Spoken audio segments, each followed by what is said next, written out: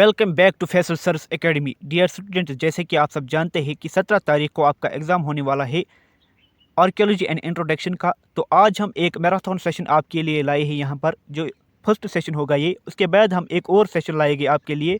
इस first session में हम देखेंगे, पहले तो आपका सिलेबस डिफाइन करेंगे यहाँ पर हम, जो सिलेबस में दिया गया है unit first archaeology meaning scope and limitations. उसके बाद दूसरा सब टॉपिक इसमें दिया गया है आर्कियोलॉजी एंड अदर डिसिप्लिन। जो दूसरा यूनिट यहाँ पर दिया गया है वो है exploration meaning and methods, excavation methods and dating techniques. ये था आपका सिलेबस। और इसके बाद हम कुछ एमसीक्यूज़ यहाँ पर देखेंगे। डियर स्टूडेंट्स, जैसे कि आप सब जानते हैं कि 17 तारीख को आपका एग्ज़ाम होने वाला है आर्कियोलॉजी एंड इंट्रोडक्शन का। तो आज हम एक मैराथन सेशन लेंगे, क्योंकि आपका टाइम जो है वो कम बचा हुआ है। आपके एग्ज़ाम में 1 या 2 दिन में आपका एग्ज़ाम है। तो आज हम मैराथन सेशन लेंगे यहाँ पर, जिसमें हम आपका हाफ सिलेबस यहाँ पर कवर करवा के देंगे।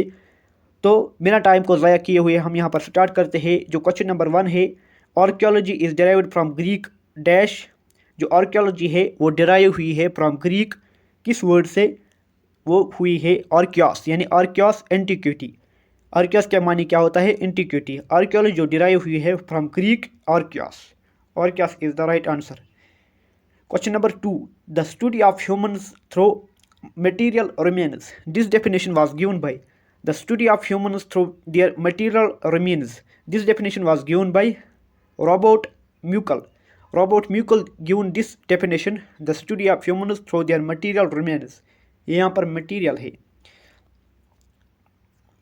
Question number 3, the study of human past using surviving material remains of human behaviour.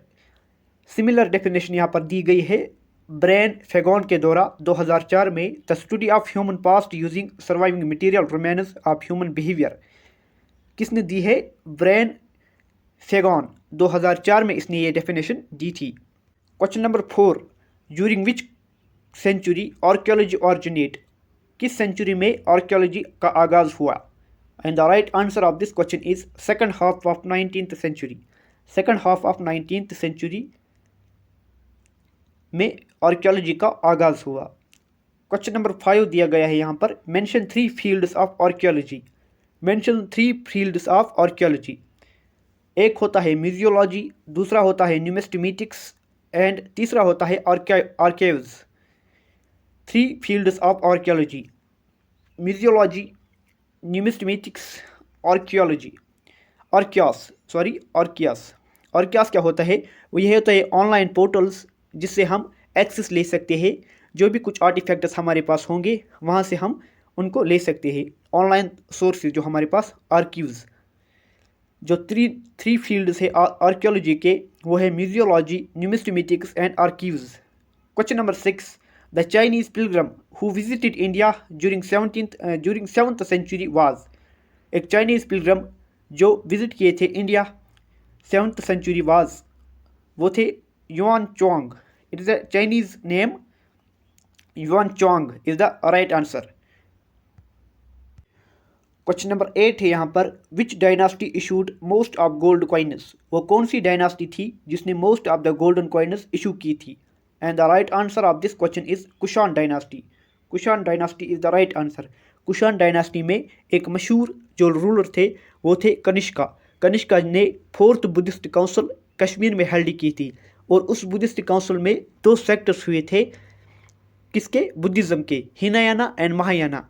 If you are ever of this thing, please tell me in comment section is that what is Hinayana and what is Mahayana. Question number 9 यहाँ पर दिया गया है, which among literary source is earliest। इनमें से कौन सा literary source बहुत ही पुराना यानी कदीम है? and the right answer is Rigveda. Rigveda जो है ये एक वेदा है, जो कि एक पुरानी है और बहुत ही इंपॉर्टेंट ऑथेंटिक सोर्स है। किसके लिए? वैदिक एज के लिए, Rigveda. Question number 10, which Veda deals with music. इनमें से कौन सी वेदा, जो भी वेदास हमारे पास, यानी हमारे पास 4 वेदा है, ऋग्वेदा, अथर्वा वेदा, यजुर्वेदा एंड समावेदा। जो समावेदा है ये डील करती है म्यूजिक के साथ। आपको इस तरह का क्वेश्चन बन सकता है, क्योंकि ये आर्कियोलॉजिकल सोर्सेस है, इसीलिए मैं आपको ये पढ़ाता हूँ यहाँ पर। ये आर्कियोलॉजिकल सोर्सेस में आते हैं। क्वेश्चन नंबर 11 है यहाँ पर, which is not the type of excavation. इनमें से जो ये एक्स एक्सिस एक्सकेवेशन है ये आर्कियोलॉजिकल एक्सकेवेशन में नहीं आती। आर्कियोलॉजिकल एक्सकेवेशन में और दो टाइप्स आती है, वो हम अगली स्लाइड में आपको दिखाएंगे। X axis excavation is not the type of excavation. Question number 12 है यहाँ पर, mention two types of excavation.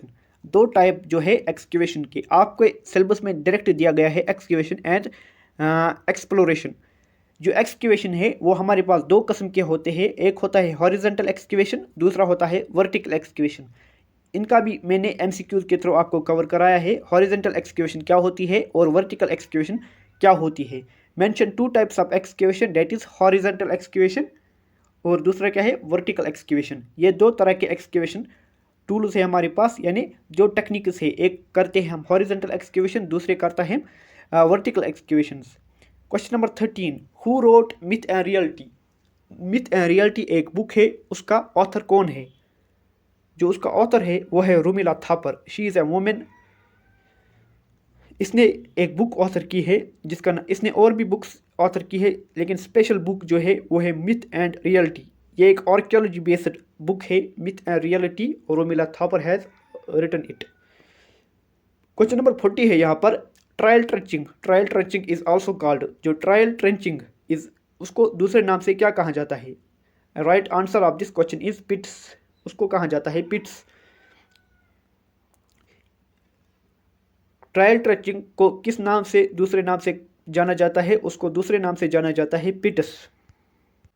Question number 50 है यहाँ पर, what type of tasks archaeology carries. कौन कौन से टास्क्स आर्कियोलॉजी कैरी करती है?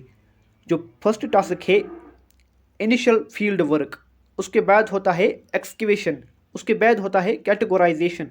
ये 3 टास्क है आर्कियोलॉजी में। अगर आपको ये क्वेश्चन बन सकता है यहाँ पर, archaeology what are the 3 tasks of archaeology. जो फर्स्ट है वो है इनिशियल फील्ड वर्क, दूसरा है एक्सकेवेशन और तीसरा है कैटेगोराइजेशन।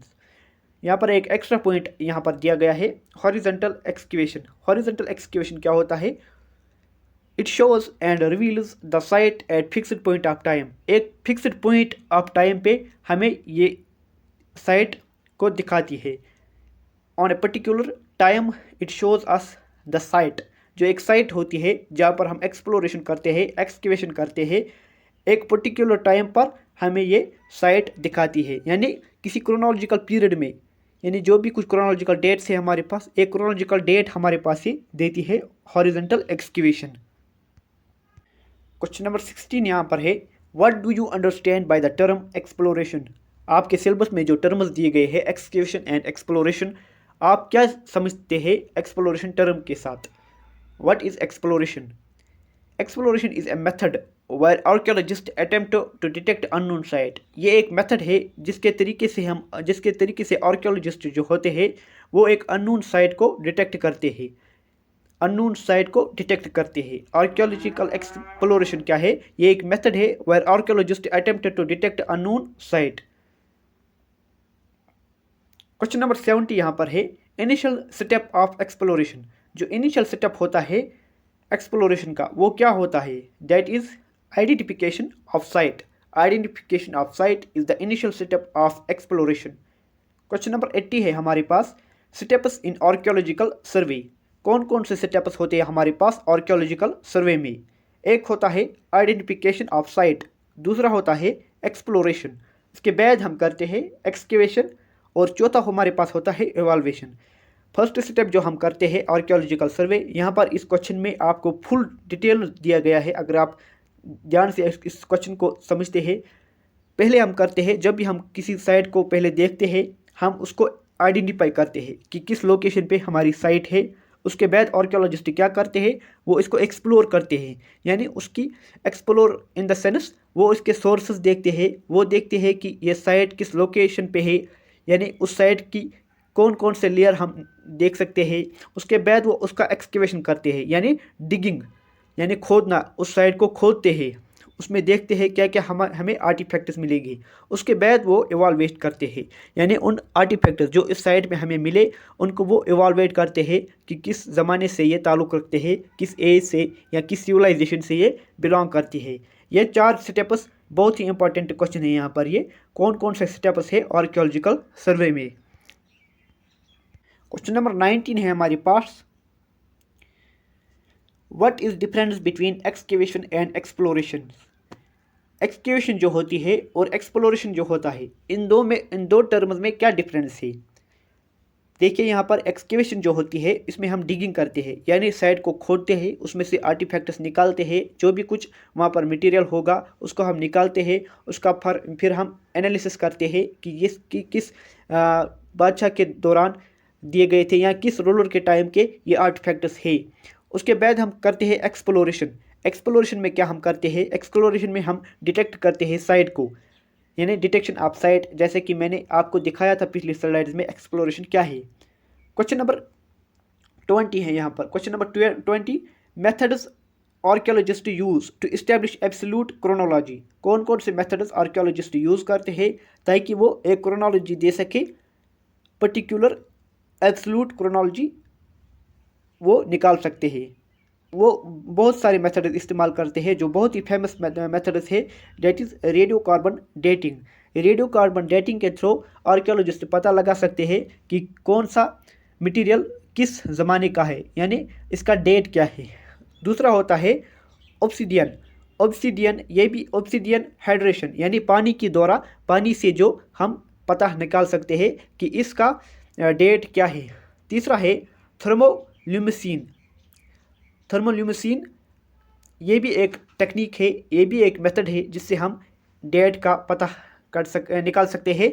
और चौथा है हिस्टोरिकल रिकॉर्ड्स। जो हमारे पास हिस्टोरिकल रिकॉर्ड्स होते हैं उससे हम, जो हिस्टोरिकल सोर्सेस होते हैं हमारे पास, उससे भी हम पता लगा सकते हैं कि कौन आर्टिफैक्ट किस डेट का है और किस रूलर से बिलोंग करता है, किस डायनेस्टी से बिलोंग करता है। ये चार है, radio carbon dating, obsidian hydration, thermoluminescence and historical records. These are the 4 methods which archaeologists use to establish absolute chronology.